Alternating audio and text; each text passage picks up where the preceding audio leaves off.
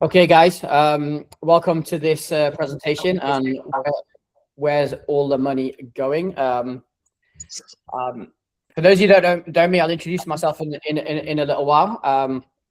But this is a fundamental and common issue that we see as business coaches on a day-to-day basis. Could you guys all mute your speakers for now? I can hear some background noise.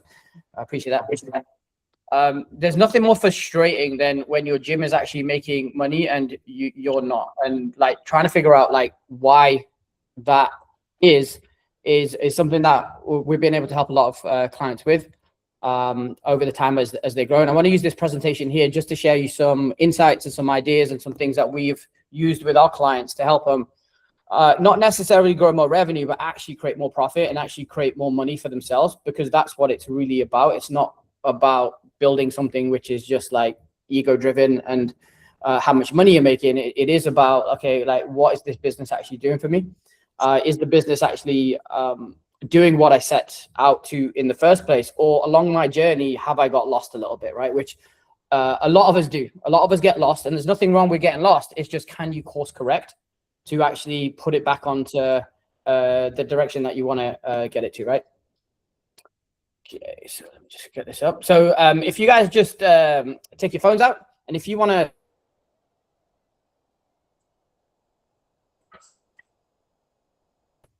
is going to be quite generic, right? But everyone's got their own personal circumstances, their personal business issues. If you guys want to have a one-on-one call with me or my team and just go through your business in a little bit more detail, just because you're part of this webinar, that's absolutely all complimentary. We'll go through your business finances, structure and model, your current growth strategy, and how you currently operate as a business owner, and like kind of what you actually need to operate like to get to the next level of your business. This slide will be throughout the talk. So if you haven't had a chance to scan it right now, you can scan it at a later date. That call is about 50 minutes. But on those calls, we're going to dive deep into actually what's going on in your business rather than more generic. So you've been lied to.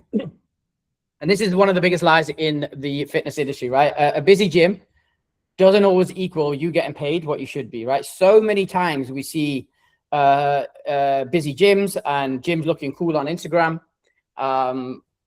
Fitness business owners telling the world that they're making loads of money, but they're not. Okay, and they're not. A lot of what we see online is fake, man. And I know this because I've been fortunate to see so many profit and loss sheets over the 12 years or 13 years I've been doing this. And also I see like how people present themselves to the world and actually what's really going on in the back, right? And it's a problem, right? I find it a problem, right? I think it's important to understand like what the business is there for in the first place. It's not to show to the rest of the world how good you're doing. It's not to satisfy your ego. It is so you can get paid. It is so you can serve your clients. It is so you can serve your family, right? So just because you're a busy gym or just because you see others with busy gyms doesn't mean that they've got their shit together. It really doesn't, right? I know when I was growing up in the industry, I used to see this, not so much on social, but in more magazines. And I was like, what am I doing wrong, mate? Like, how is everyone else smashing it? And I'm like working my ass off, but not really getting where I wanted to get to, right? And it was only with going through events and hiring other coaches and mentors, when I was speaking to people in person, there I realized, okay, like most people have got the same problems that I have. It's just like marketing companies will kind of market in a different way to try and get business. But really, like, just because you've got a busy gym, it doesn't always mean that you get paid what you should be. And we want to turn that around. One of my big passions for the fitness industry, why I do this in business coaching, is because that was me. Okay. But I had something to prove to somebody in my life.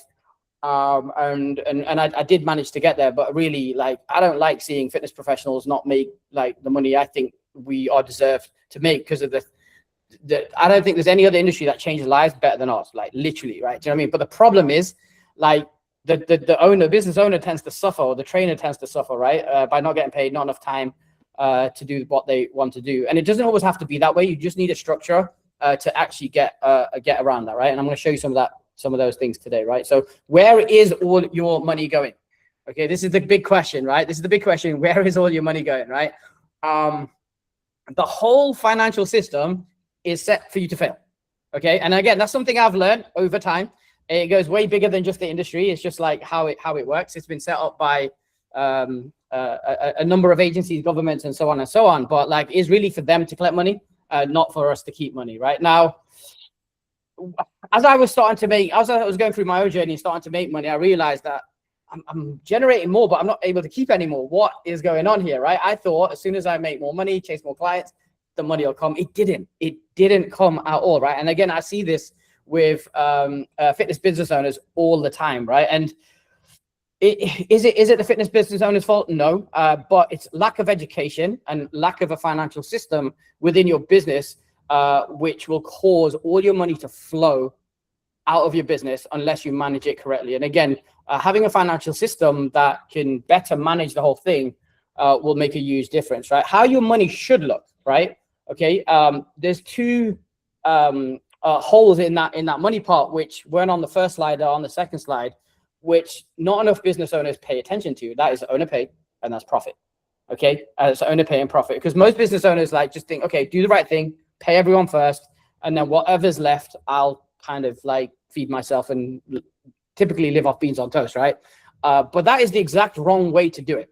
Okay, that way will keep everyone else rich and it'll keep you poor. Okay, and it won't allow you to grow your business. So you almost have to flip it on its head. Okay, and you have to be a bit more selfish. Okay, you have to put your own oxygen mask on first. You probably would have heard, everyone on this webinar has probably heard a lot of times on business things, pay yourself first, right? Pay yourself first. It's great, but how do you actually do it, right? And again, there's one thing knowing it, and it's a whole different thing doing it. Okay, it's like people know about strength training, but unless they lift the freaking weight, nothing's gonna happen.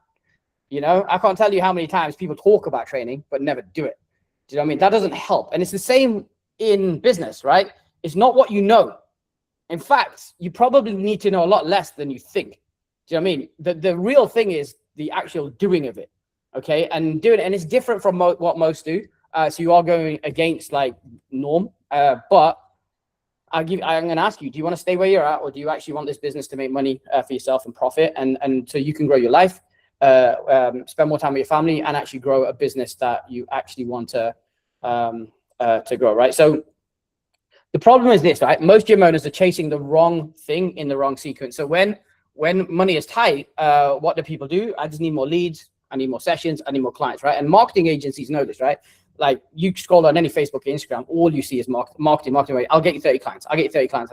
They understand, like, okay, fitness business owners think that more clients will solve the problem, but it doesn't. This is a thing, right? And anyone who's done this and got more clients will understand more clients just lead to like a short-term gain, but then you've got like more expenses, right? You have more expenses and you can never catch up. And this happens all the time, right? And something that we've learned at FBDA over the hundreds of clients that we coach is like, you don't always need to chase more clients. Yes, there is a time to get more leads and more clients and more sessions, but you have to do it in the right sequence. Otherwise, you're just wasting your time, right? You're just like hitting the accelerator while the handbrake's on. Okay, and that's what we see a lot, right? People just hitting the accelerator while the handbrake's on, and it never, ever really grows, right? So it is important to actually do the right things in the right sequence, right? And what I just said there, like trying to grow your business without fixing the business foundations first, it just leads to more chaos and more mess, right? So you pretty much imagine this: you've got 30 clients and you've got X amount of profit, and now you've got 120 clients and you've got the same amount of profit. Okay, which is worse and which is better, right? I know what I would have. I'd rather have the 30, right? And that profit rather than have 120. Like more clients, more staff, more overheads, more headaches. Okay, so at every stage, you want to make sure that you fix it so you are profitable as you grow. Okay, most people will try and grow thinking the profit will be at the end of the rainbow, but it's never there. It's never there. So my saying is this: don't grow to become profitable. Okay, be profitable first and then grow. Okay, like almost dismantle your business. Okay, and rebuild it so it's profitable from unit one. Okay, and then grow that. Okay, now you're growing something that is actually going to be profitable. Don't get me wrong, at a certain stage it's going to break again, right? Because that's how business works. And then you have to dismantle a little bit and go again. Okay, and it's always like three, four stories up, break it, next 3 stories. Unless you break something, it won't grow, right? So again, going off at a tangent, but it just depends how big you want to grow, right? But the same thing that grows you to level 5 won't grow you to level 10, and so on and so on. You do have to change your strategy. You do have to change your tactics, and it does take a change of identity, which is probably the hardest thing for most people, because like you are changing something that's already successful. Okay, that's hard, right? That's hard, but you have to take a risk. Like, do you want to grow? Okay, and not be successful for a little while, and then you will go into the unknown again, not knowing what to do, how to do it, and so on. But at the end of it, you'll be successful again, but more profit, more time, kind of thing. Right? And again, that's where a lot of people get stuck. They reach that first level of success, but the risk is too high to break it to get to the next level, right? But the other thing is, what are the real cost of low profits, right? It's not, again, if you take Instagram out of the equation, where everyone shows Ferraris, holidays, first class tickets, and so on, right? That's not the real cost. Okay, that is not the real cost of low profits. The real cost of low profits for the majority of fitness business owners that are not influencers, that just like me and you, normal people, is like, we can't provide for our family, mate. That we can't spend time with our family, right? Because we're always working, trying to, and the hours are crazy in our industry, right? But we just don't have enough money to like hire staff so we can spend more time with our family and provide for our family, right? And that is the real cost of low profits, right? You have to align it with that rather than like the reward at the end of the thing, right? Also, without low profits, you're going to have no money to grow your staff's life. And again, it depends where you are in your business. I'm unsure where all you guys are, but if you've gone beyond you and there is a team underneath you, guess what? You've got 2 families now. Okay, you got your real family and you got your work family. And as the leader of your business, you have to provide for them so they have a better life also. Okay, they'll only stay with you for minimum wage for so long. Okay, and this is where staff will start to like go off on tangents, do their own thing, start their own studio, because there wasn't no pathway for you to develop them. They have families, man. They want a mortgage. They want holidays, right? It's up to you as the business owner to develop that, right? And that challenges us as owners, right? I know it challenged me. Like when I got to where I wanted to get financially, my staff were hungry, right? They were like, they want more. I'm like, oh my God, I've actually got to grow this bigger, not for me, but for my team, right? And I stepped into that I don't know what I'm doing anymore, right? I've never been to this level, but it grew me, man. It made me better. It made me stronger. It made me learn a little bit better, right? So there's a saying in business, like there's no standing still. You're either growing or you're dying, and it's so true. Okay, it's like fitness, right? You're either getting fit or you're not, right? If you stop working out, there's no in between. And I think business is like that, right? So it is important to understand what is the real cost of having low profits or not actually managing your money, right? You can't build a business on bad economics, period. Okay, now none of us get into this industry with a mathematical head, right? We love what we do. We love fitness, right? We have a part, and then we love helping people, and the joy and purpose you get from helping people is unbelievable, right? I don't know any other industry than fitness coaching, even business coaching, that you get that, right? Helping someone else achieve and change their lives, unbelievable, right? But because it feels so good, we forget about the whole purpose of the business in the first place. And so many times I speak to fitness business owners. I love what I do. It's brilliant. Do you know what I mean? I shouldn't do this. I shouldn't do that. But they're living off nothing. And I'm like, look, like it doesn't need to be one or the other. Like you can have both, right? You can have both. You just got to flip your mindset a little bit and be cool with like making money, just doing some basic maths and basic economics to actually get you to that point. There's been a lot of our clients that are actually on the same revenue as they started. Okay, but their profits and owner pay is a lot higher, and their business is much leaner and it's functioning much better. And that's where the saying goes: more revenue doesn't equal more OCNP. Now, OCNP stands for owner compensation stroke net profit. Okay, more revenue does not equal more owner compensation net profit. This is where the individualization of it comes in, and this is why if you guys want to discuss this on a one-to-one basis, it'll be a little bit easier, right? But depending on your business, like the revenue is only one lever. Okay, there's so many other levers that you can actually pull to I call it profit potency. Is like how small can your business be to get the most profit, rather than how big and bloated you need to be to get little profit, kind of thing, right? At FBDA, we have a motto: we don't mind you having business problems. Okay, they never run. I promise you, they never run out, right? We just don't want you to have a profit problem. Our first thing is like, let's fix the money, okay, and then all the other problems that come after that, you're still going to feel like it's a problem, but it's better than a money problem. I promise you that. Do you know what I mean? So if we can fix that first, the rest of business building is you can focus on different problems and fix them as you go along, for sure, right? For those who don't know us, who are we? So I started my fitness business in 2007. I was in the industry from the age of from 2000. Again, not knowing what I was doing. I was running a one-to-one model at the time, and then I moved up to SGBT.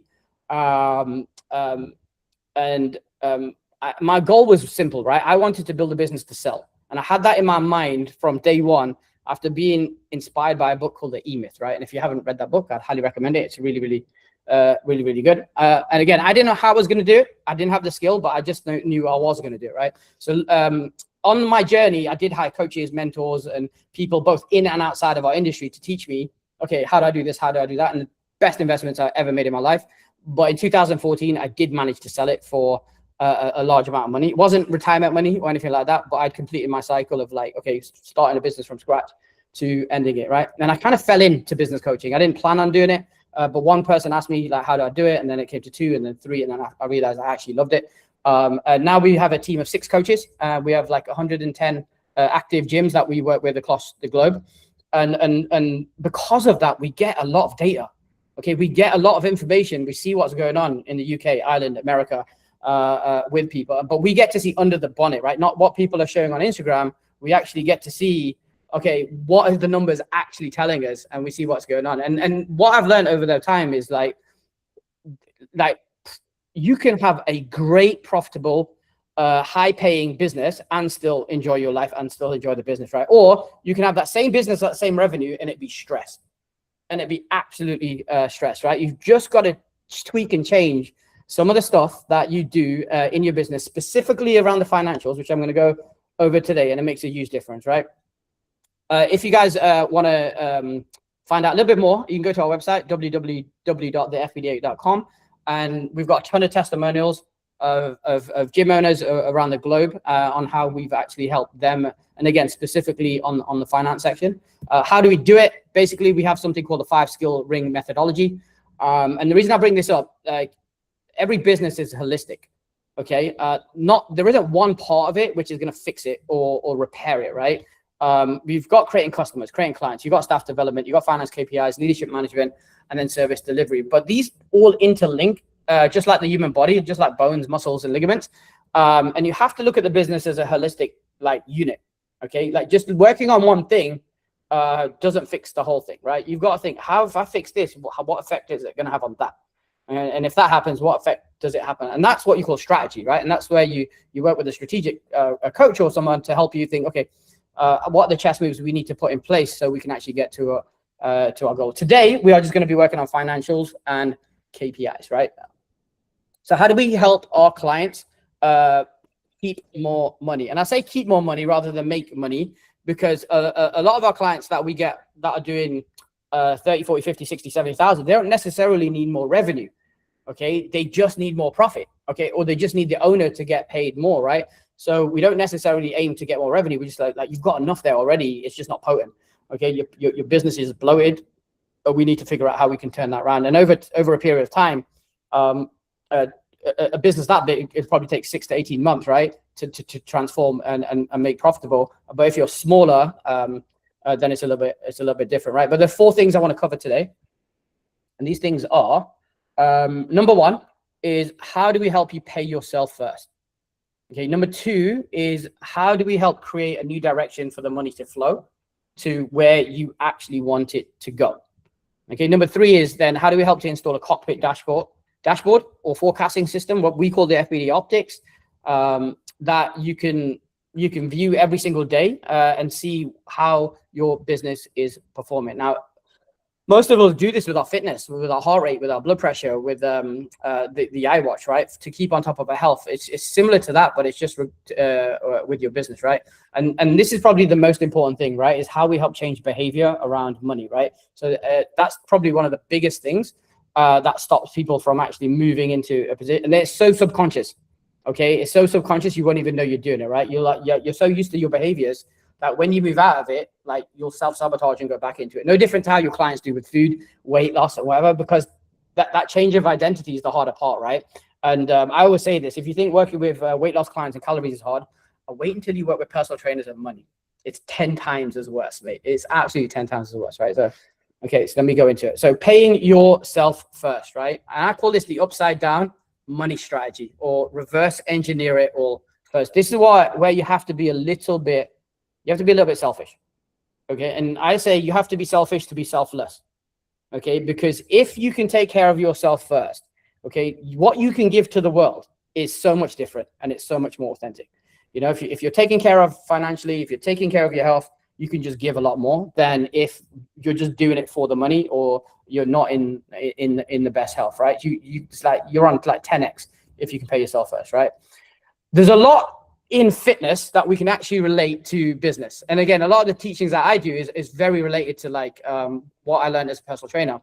It's exactly the same, right? It's just how do you transition what you know as a personal trainer, as a fitness professional, and take it to business. One of the things I learned earlier in my career through a guy called Paul Check was the upside down meal strategy, right? And it was very simple.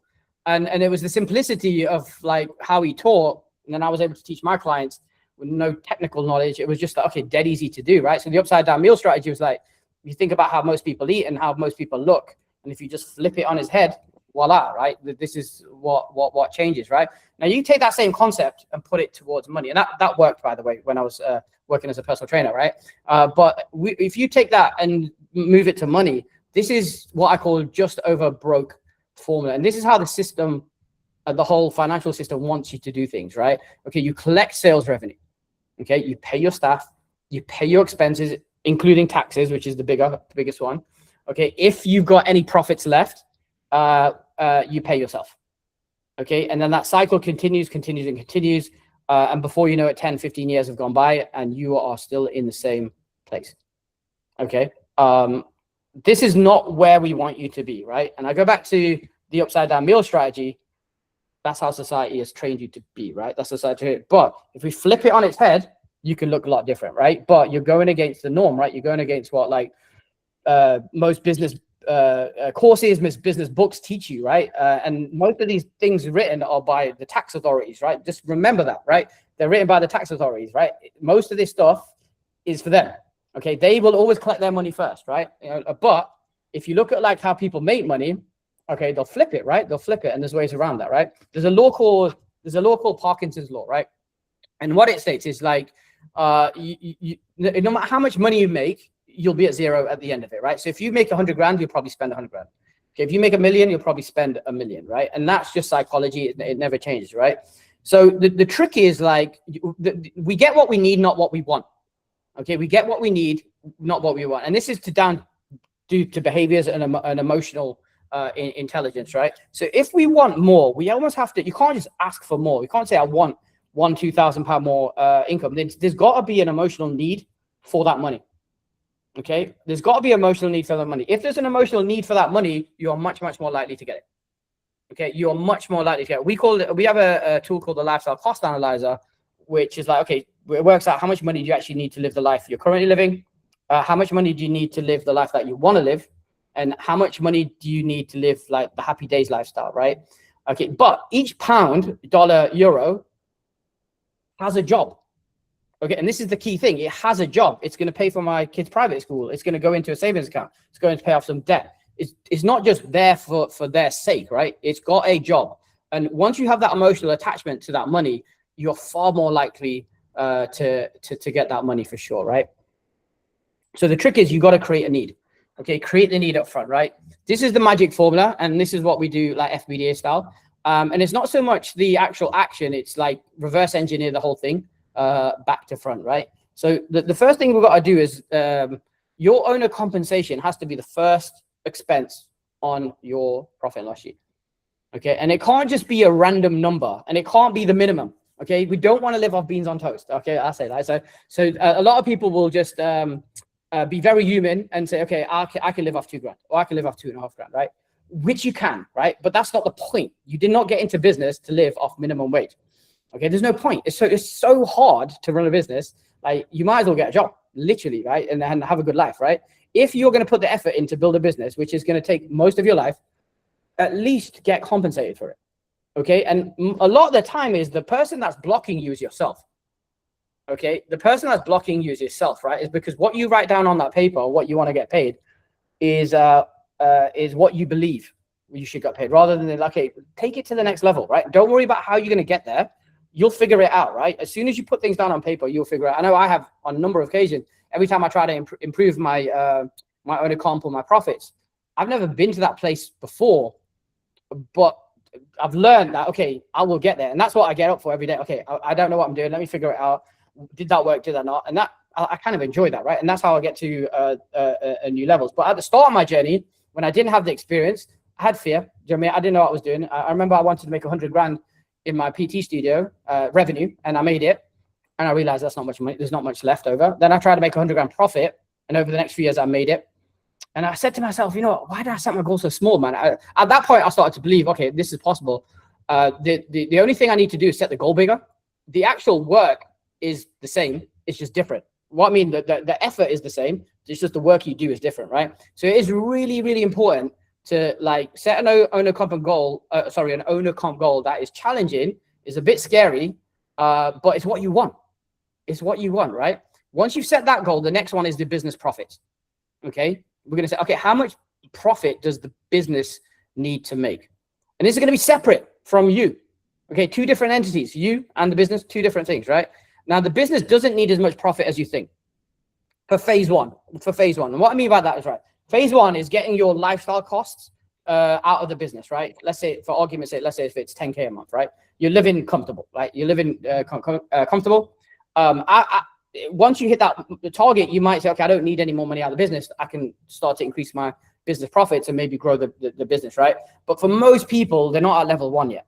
Okay, they haven't got enough money to actually live the life that they want to do. So I always suggest is like, let the business like pay for your life first, and then we can focus on growing the business after that, right? A lot of people do it the other way around, but some people will succeed, don't get me wrong, but the majority fail. Okay, they run out of energy, run out of life, blah, blah, blah. This way, at least you're living your life, man, along the way, right? And then you can take bigger risks as your business profits increase, right? Next, you pay your staff expenses and then your operating expense and then your operational expenses. But when you calculate that up, that equals then, okay, how much sales revenue each month do you actually need? Okay, we're gonna work out what is it the business actually needs. Do you know what I mean? So if you could add all those up, and for argument's sake, let's say it's 25,000 a month, right? Great. Okay, now let's work out a business model to get to 25,000 a month, right? We've pre-calculated everything, and that's called reverse engineering, right? Then you can start to pick your model, pick your pricing. You'll know how many clients you need, and then we can map out, okay, each month we need to grow by this much. Then you know how much to spend on marketing. So everything works backwards rather than randomly just like, shit, I need more clients, let's do this, do that. That never works.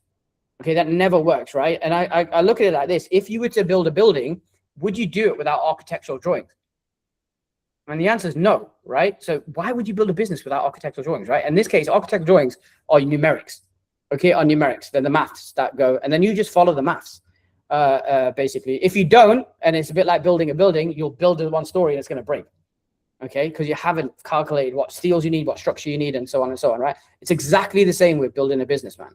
You know, but once you have that map and you have the time frame that you want do it, then it's so much easier, so much less stress, because you know where you are versus where you need to get to. It's actually quite fun, like with a map, right? Okay, so that's paying yourself first, right? It's probably the most important thing. Next one is money needs direction.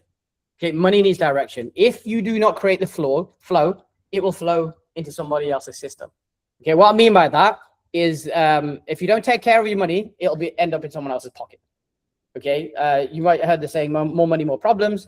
And the reason for that is that money takes managing. Okay, it's one thing when you don't have it. When you do have it, like, it does take work to keep it. Okay, it does take work, right? And a lot of people don't understand that, because a lot of people don't actually make enough to manage it. But like, it does take a little bit of work, but it's all learnable. It is all learnable, and it's fun, right? So I'm going to show you how this works, right? So I think drawing flow charts at the start is really important, right?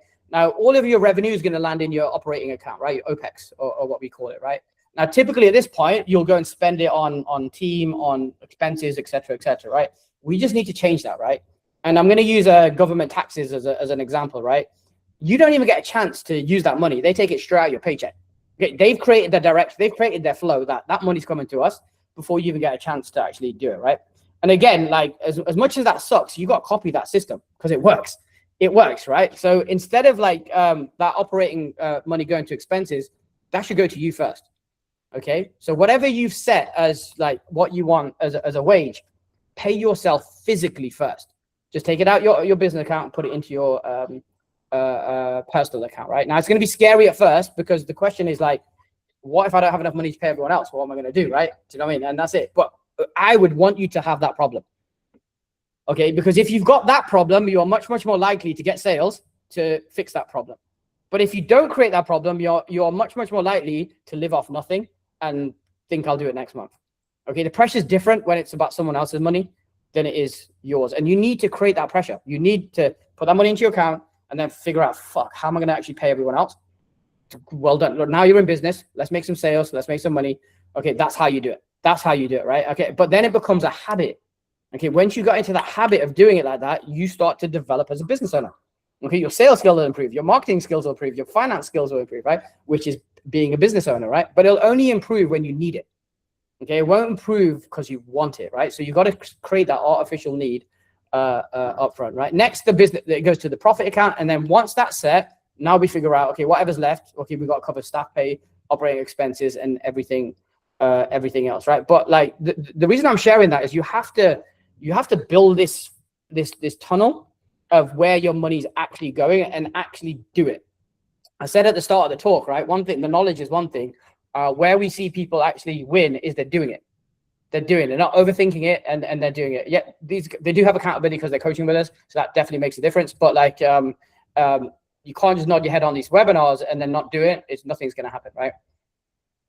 Setting up bank accounts. There's a good book called Profit First, and Richest Man in Babylon is a similar one, right? But the theory is simple. Is like every pound, dollar, euro needs a home. Okay, so the easiest way to do that is to set up bank accounts, right? Set up different bank accounts, and then as soon as that money comes into your account, move it. Okay, give it a home. Okay, we've talked about operating account. We talked about your business account, and as you start to break it down and you start to manage it off smaller plates, it is actually easier to manage. If you physically don't have separate bank accounts, this game doesn't work.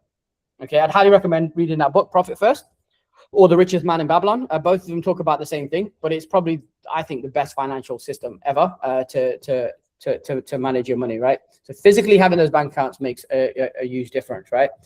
Thirdly, about moving money. When you actually make sales and you do the money management, there's some profits, right? There's two ways that money can go, right? You can either spend it to look good. That will keep you trapped in the rat race, or you invest it and grow wealth. Okay, and create financial freedom over a different period of time, right? Now, the issue is the instant gratification. Okay, like most people need instant gratification, so they spend their money, and then it's the rat race goes on and on and on. It never stops, right? When you start to invest it, okay, first in yourself through education, coaching, and so on, then after that, like other businesses or properties or shares or whatever. It's a much slower process, but that is the true way to financial freedom, right? Now, your business on its own won't get you to that point. Okay, your business on its own won't get you to that point, right? So you've got to use the money that you get from your business to actually move it into different places. Like I said, the first place I would always invest is your own education, and then after that, I would start to invest in other things for sure, right? But you got a choice, right? Look good now, be poor forever, or like look poor now and be rich forever. It's a really important concept to put in there, right? Dashboards and cash flow forecasting is point number 3, right? Why do we have this? So you can see your financial future, so you can make decisions now. A lot of times, like people will just look at the bank account and say, shit, I need money. Like, let's get some clients. What do we actually need to do? How do we do it? Blah, blah, blah. It's so reactive. It's so reactive, right? And again, that will work at the start of your journey. But as soon as you get overheads, as soon as you got like a gym, a physical gym, and you got a team, that ain't gonna work, right? That ain't gonna work, right? You have to be able to see issues ahead of time. I was on a coaching session just before this, and we were talking about the same thing, and he mentioned that the guy from Ryanair, he already knows he's going to lose. I think he said $1 billion in Q3, but he's all right with it. All right, but he knows because he's forecast. He knows what's going on. He knows why, but he can make like decisions now to correct it. to correct it. And that's smart. That's smart, right? And we need to do that in the fitness industry, right? We need to look at numbers, not what we're getting in today, but what's happening in April, May, March, what's happening in June, right? And that's cash flow forecasting, right? So dashboards are really, really important to use at this point in time, right? So I'm going to give you an example of, I couldn't get the full, our fitness business optic sheets are quite in depth. I couldn't get all of it onto a slide. So I just took a screenshot of a summation, right? So in this particular client, you can see like you have the forecast column on the March. We look at total revenue, total expenses, gross profit, net profit, total owner compensation, and OCNP, which is the magic number, which is owner compensation, net profit, right? So this is what he forecasted in March. This is what he actually hit. This guy is an exceptional student. He's really good. He's making a lot of money. But the sheets will tell you how far off were you, like green and red, right? And it doesn't matter whether it's green or red. Every month we look at that, it's like we need to make it tighter. Like, how can we get the forecasting system so tight and so accurate that like it's more predictable business, right? And that's massive. In April, you can see he's got his forecast, but April's not happened. But he would have that for May, June, and July, but I wasn't able to get it onto the screen. But in this case here, look, this guy's profitable, right? So he hit 21,000 plus profit in March on a 43,000 revenue, which is very potent. I talk about profit potency, right? This guy's OCMP is 50%. We say 33% is the norm. If you can get to 33%, you're doing great. Okay. This guy's exceptional, but he follows the rules, man. He follows the money rules first and then the business rules second. But because he's got so much profit in cash, like we can plan ahead. Okay, what are we actually going to do with this money? You know what I mean? Like, how can we invest it? What's your next steps and so on and so on, right? Or if he was in a loss, we'd be like, okay, like how many more months has the business got left to live?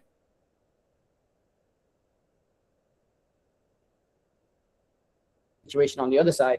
But because we had these numbers ahead of time, we knew how to move money to keep his business afloat until it got profitable, right?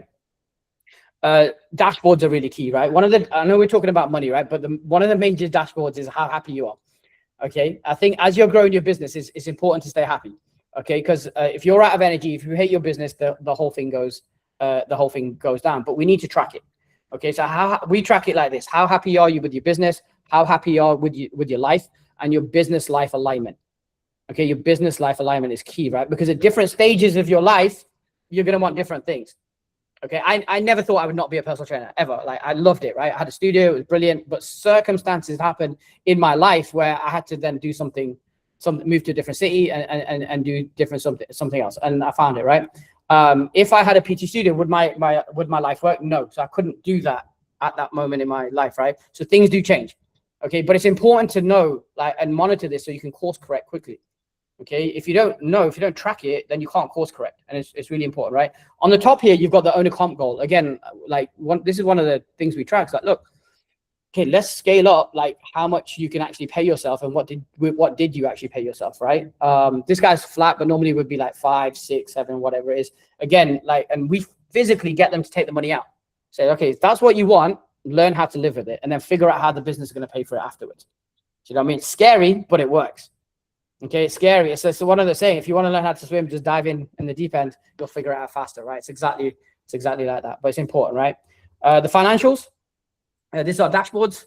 And again, we're looking at revenues, MRR and FER on that. But all of this data tells a story, right? Not on its own. Okay, data is good, but it's not everything.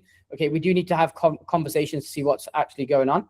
But the data tells us a lot, and it's important to have these dashboards where you can actually see the finances and other parts of your business. This is a dashboard from LegitFit, and again, with LegitFit, the system tracking like every aspect of your client, tracking every aspect of where they are, how many sessions they've had. All of this data makes a difference. Okay, all the data. So my question is to you: what dashboards are you guys using to help you move your business forward? Right. Finally, is your behavior around money. Just give me 1 second. My battery's going to die. My charge. And this is probably one of the most underrated things, right? And again, you got to look at this like your own weight loss clients, right? There's so many clients that will get to a certain level and then self-sabotage and go back. As a personal trainer, I was trying to figure out why are people paying me and not doing what I say. I always had that as a PT, right? until the guy from Precision Nutrition, I forgot his name. I seen one of his blogs, and he recommended me 5 books around behavioral coaching, and I bought all of those books, and it was a game changer. Honestly, it changed everything. And as I started to learn about behavioral coaching over like just nutrition or exercise, I started to realize why these guys are not doing what they're being told what to do, right? And identity shifts and so on and so on, right? And it's the same around money. Okay, it's the same around money, right? And you got to think of it like this. Think of it like different exercise modality for different clients. If someone has a bad back, you don't want to give them CrossFit. You probably want to give them Pilates. And it's the same here, right? Different clients or different people will have different relationships with money. Even though I've taught you this system, you have to match the relationship, your beliefs around money, to the system for it to actually work. Okay, otherwise we find it's just the system on its own doesn't really work, right? It doesn't really work. And I'll take you through this right now, right? So number one is like, do you have a scarcity mindset or an abundance mindset? Okay, and we get people to measure on the scale of, okay, and a lot of this will come down to your background, your growing up, your family history, how you grew up, and so on and so on. It's not like something that you can just make up. It's you've lived it. Okay, however you've lived to this point is like how likely this is going to be. This is why like wealthy people, wealthy families stay wealthy and poor people stay poor, right? It's just a mindset thing. Not everyone, okay, and you can change it, but it just takes getting out of the environment and seeing it from a different mindset, right? You can't fake this, okay? You can't just say I've got an abundance mindset, right? You have to live, breathe it, okay? It's a feeling, right? So you have to change that feeling, and there's ways to do this, but it's like progressive overload, right? You can't just do it overnight. Okay, you literally have to start living in a different way to actually to get to that point, right? Understanding your personal money script. Okay, understanding your personal money script is key, right? And I talked about like different behaviors. We go into this a little bit deeper in our trainings, but we kind of have 4 money scripts that most people will run: avoidance, worship, status, and vigilance, right?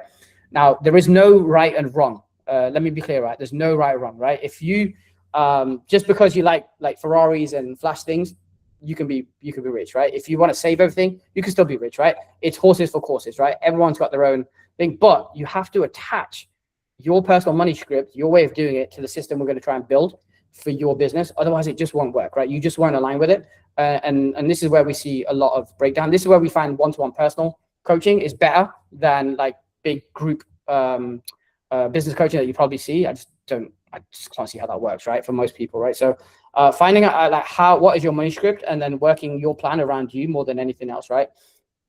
I said this earlier on, but like you are the same as your clients, right? If you think about like weight loss clients, they have poor food choices, lack of discipline, thoughts around health, reactive rather than proactive, and they have an unsupportive environment. Okay, it is the same with money. Okay, and I said to you, like, listen, if you think working with calories is hard, wait until you work with trainers and money. 10 times the issue. It's funny, like how even as coaches, what we try to do for someone, we are that exact person when we're in another environment. Okay, we are that exact person, and me too, right? When I go into a different environment, like I'm like, what do I do? Do you know what I mean? Well, I try to put myself in that environment because it just helps me get stronger, right? It helps me to get better, right? So for most of the industry, they make poor money choices. Okay, they lack financial discipline. They lack discipline down to lack of delayed gratification. They'll just buy gym kit. Like I had a client, he would not stop buying gym kit. Do you know what I mean? Even though he didn't need it, and he was always moaning about profit. I'm like, dude, you do not need to buy more gym kit. Do you know what I mean? But his behavior was set. His behavior was like, this is what he thinks he needs for and we did coach it out of him. And guess what? He was more profitable, right? He was more profitable, right? Reactive over proactive. And most importantly, you're in an unsupported environment, right? Most people are going to be in the same financial environment as them. Okay, so changing that is massive. Okay, the solution to all of these is just like educate yourself. Think about changing your money habits, like you do with clients, just one habit at a time. Okay, just one habit at a time. Don't try to do the whole thing at one go. It just won't work because you have to change your identity for this to happen. But creating that supportive environment is probably one of the key things here to help you change your thoughts around the finances and money of your business, right? So I've told you like how we do it with clients, but I wanted to bring on a few clients that we work with so you can hear it first from there. Josh, did Keith make it? He did. I'm here. He did? You're here, Keith. Okay, cool, man. Cheers for coming on, Keith. So you've been part of the program for a while, right? I just wanted to ask you, like before you joined us, like what was your business like before you joined? Like, what were your key frustrations at the time? Well, firstly, my business was very much struggling. It was desperation stages when I was recommended to yourself, and the key struggles, I mean, it was just the bank balance was constantly in an overdraft, a very deep overdraft, and I just felt like every month I was just chasing my tail and never really getting ahead. Yeah, so I mean, it sucks, right? And then again, you just bought that second studio as well, right? So you had 2 gyms over the time, which creates different problems, right? Which you probably don't know when you first by going into second gym. It's not 1 + 1 = 2 problems. 1 + 1 = 11 problems, right? 100%. Yeah. I mean, I definitely went into that second studio with my eyes slightly closed. And it, as you say, it brought up a whole different set of issues and problems. Yeah. And like, did you have a clue about finance and numbers like before you joined? Look, I certainly had some understanding, but in terms of like KPIs and tracking, it was something that I knew I should be doing, but I never did. I never tracked numbers, financial numbers, or even numbers in terms of memberships. It was definitely, I was definitely negligent towards that. Yeah, and like, what changed then once you got all these dashboards in place, and we taught you how to actually run the business through numbers? Yeah, well, I mean, it was your teachings that made everything change, and that pure desperation of I cannot continue to go this way for much longer. It places a whole lot of stress on myself and the family, and yeah, it was a really difficult time. I remember it, even though it was a few years ago now. I remember it like it was yesterday. It was very difficult, but once I started tracking my numbers and having projections and having forecasts, it makes a huge difference. Like, I know each and every one of my numbers now. Like, it's ingrained in me. Like, I check my optics sheets regularly, and I mean, I wouldn't change anything now, because I know now what the business needs, where it's going, and it's a great feeling to know that where you're going is in the right direction, and you don't have that fear of opening up your bank account, for example. That was always a worry at the end of the month. Do I have enough money to pay my bills? Never mind myself. It's painful, man, and the reason, Keith, I appreciate you sharing, but like, it is painful, and a lot of us will go through this, but we won't tell anybody, right? No one will know from the outside. And I know this was me, my fitness business when I first had it. Like, when everyone was asking me how's business, I'm like, yeah, it's good. But inside, I was like, I'm dying, man. I'm like, and I don't know what I'm doing, but I've got to keep a strong face until I got help, a bit like Keith. And with Keith, like, listen, like, a lot of that forecasting, like, we were just he would have went bankrupt. Literally, he would have went bankrupt, right? So it's like, we had to think, all right, how can we use the cash coming in, forecasting, move money around to keep this business afloat, to buy us enough time to actually get profitable, and which you are now, which is congratulations on doing that. But like, it took us a while to get to that point, right? Oh, Keith, I lost you. Is he there? Yeah, I think he's hung. Is he back? No. Now he's lost. Oh, okay. We'll come back to Keith. Is John there? Is John here? John is here. Yes. Hi, John is he's based in Dublin. He's called Sphere Health and Fitness. John is a very, very good operator. But John, same thing with yourself. Like, when you joined us, what was business like before we helped you put these financial systems in place? Very unfulfilling. Very unfulfilling and very stressful. It wasn't a bad business, but every month at the end, it was like, well, what's in it for me?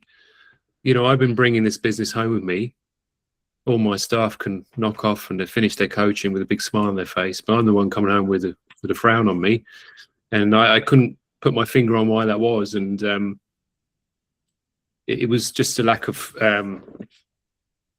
accountability on stuff that I wasn't doing. And what weren't you doing? I wasn't being disciplined with the financial aspect of the business to the extent which it needed. And it was a real eye-opening experience for that, because once you have that in place, you just get this level of emotional stability about what you're doing, and that makes decision making a lot easier. You're not reactive, you're proactive. You're not stuck in the day to day where you're thinking, okay, what do I need to do tomorrow? It's just this nice calmness comes over you. And you said something there which is key in it, like and this is people think they're doing it, but there's levels, right? There's levels of like financial management, and I think like what you said there was that you were unsure about the depth that you actually needed to go to actually get it to get it correct, right? How's that really helped your business now, and how good do you think you are with numbers and finance? You've been working with us for a long time, like 4 years now. Has it been 5 years? 5 years, about that. Initially, look, it was an absolute game changer, an eye opener. Because I realized there's a set of skills I just didn't have. I thought I had them, but I didn't have them at all. Not to the level of detail that you really do need.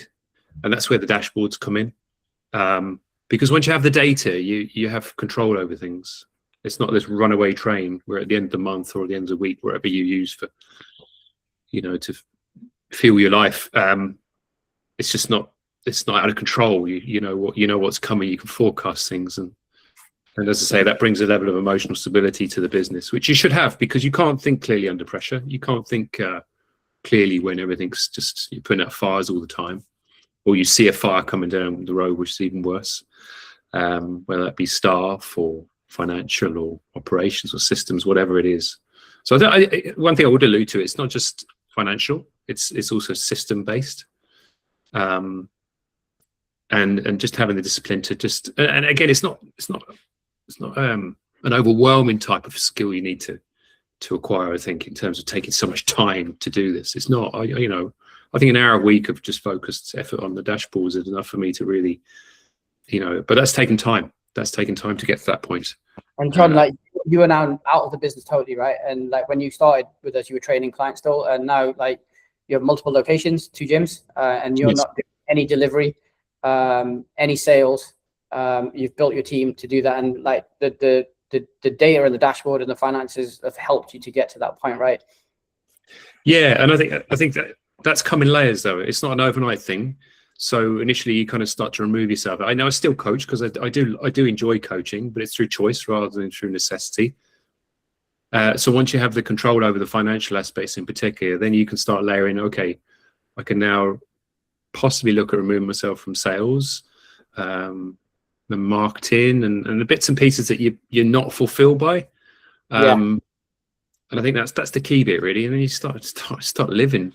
Obviously you're a business owner. I think we all know what we sign up for as a business owner. You do have an underlying level of stress because it's a 24/7 thing that you sign up for. But you don't get rid of that. I think that's just part and parcel of it. But it becomes far more controllable. Yeah, I said earlier on, isn't it? Like, we don't mind you having a business problem, but don't have a profit problem. I think that's the key. Don't have a profit problem. Like, get rid of that one because that's the most stressful. The rest of them like are a lot easier. Like, and I was gonna ask you, like, even because LegitFit's dashboard's amazing as well. Like, how that helped you alongside FBDA's optics, because we report different things, right? Yeah. Well, and it's fingertip data. So if I need to find something, it's there instantly. Again, it just saves so much time and effort. And obviously the payment processing, membership management. I mean, I look back, I used to do this stuff on a spreadsheet. I mean, like the time that must have taken, it was so far away, I can't remember what it's like. But also it helps with client management as well themselves, because if they're in control of booking in, it takes the onus off the coaches, and you can do the layer of accountability as well with the check-ins, and like there's so much to it. But you can really customize it for your own business as well, which is what I love. And if there's been any features that have been missing, they've been very reactive to say, yeah, that's there. Here's how you use it. you can really tailor it to your own experience. So I think LegitFit's been great with that. And then that question, like, because you've been through it, you've lived it, right? What would you tell people that are busy but feel underpaid? What a horrible feeling. And I was right there, underpaid, underfulfilled. You know, I think you said to me at the start, you know, what do you enjoy doing? So I love playing the drums, but I haven't done it because I haven't got the time. I'm so busy. So I said, well, just go and book some drum lessons and start living again. It's you're not constrained by the shackles of your business. And if you are, then I think it's because there's a skill set missing there. And invariably it's to do with money. It's a horrible conversation to have with someone about money. It really is. It can be very uncomfortable. And that's stuff that's can be deep rooted. I know it was for me, but once you have it, it's out there, and you can really take the ball by the horns and start building a business that works for you, not the other way around. You know, I'm glad you brought the drums up, mate, because again, this is a issue. What I've been saying throughout this talk is that it's not knowing and learning, it's doing it.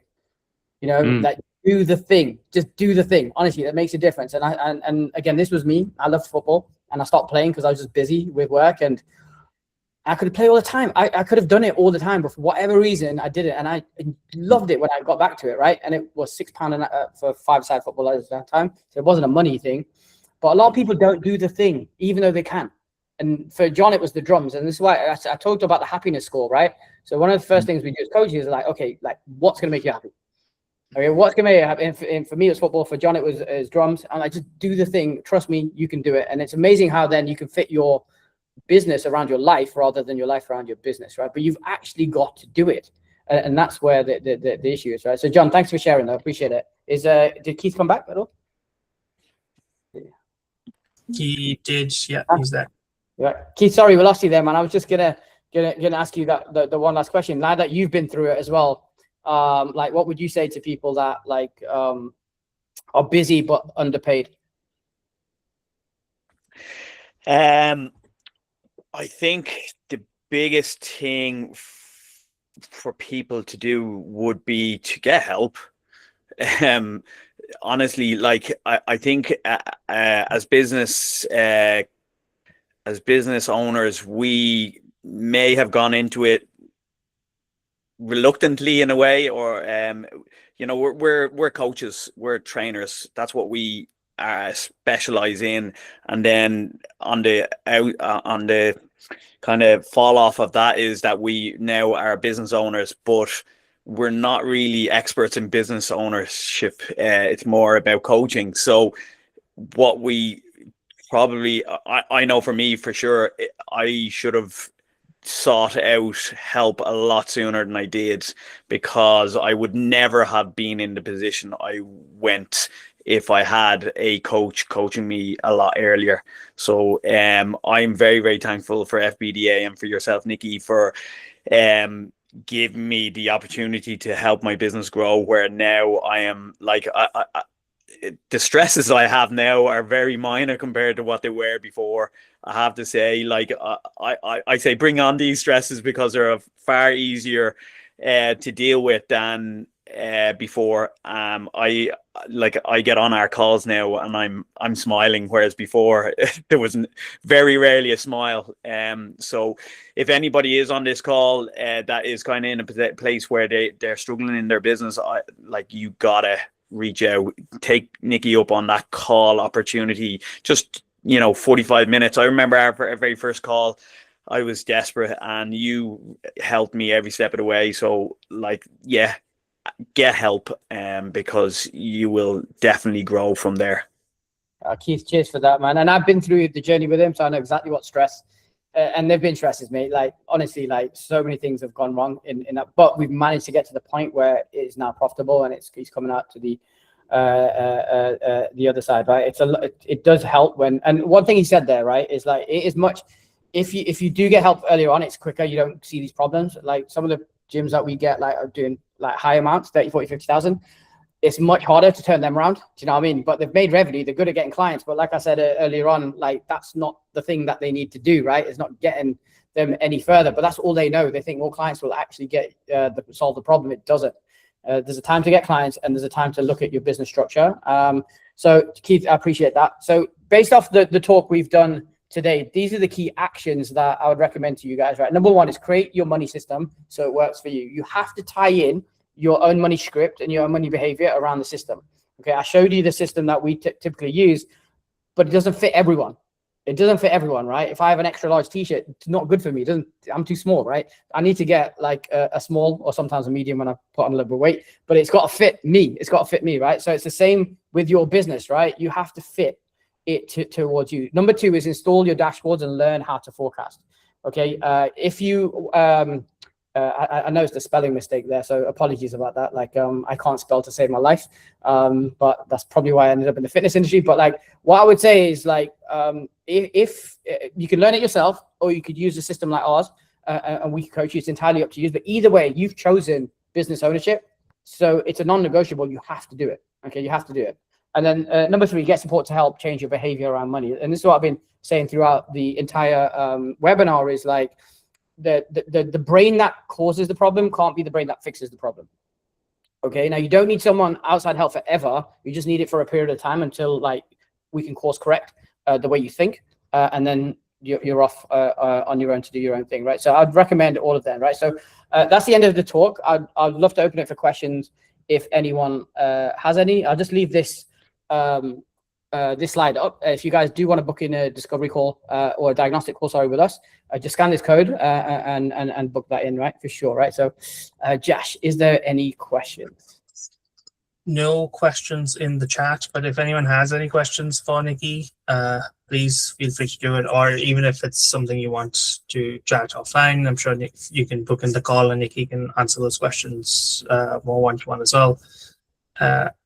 Nikki, if you send me this QR code, I'll send it across to everyone as well, post, so people have access to that. So, but any questions from anyone?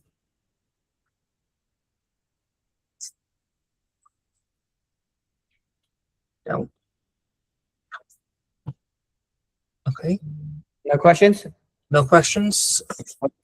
Okay, guys. Hopefully, you guys got something from today's webinar. If you do want to ask any questions to me privately, just feel free to. I'm at the FitBiz Coach on Instagram. Feel free to DM me.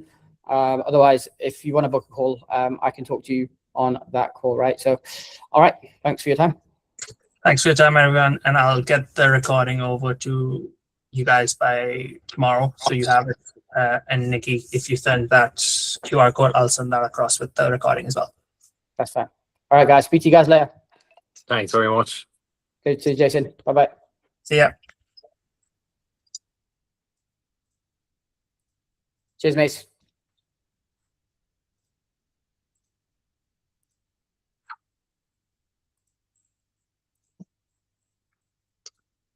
Okay.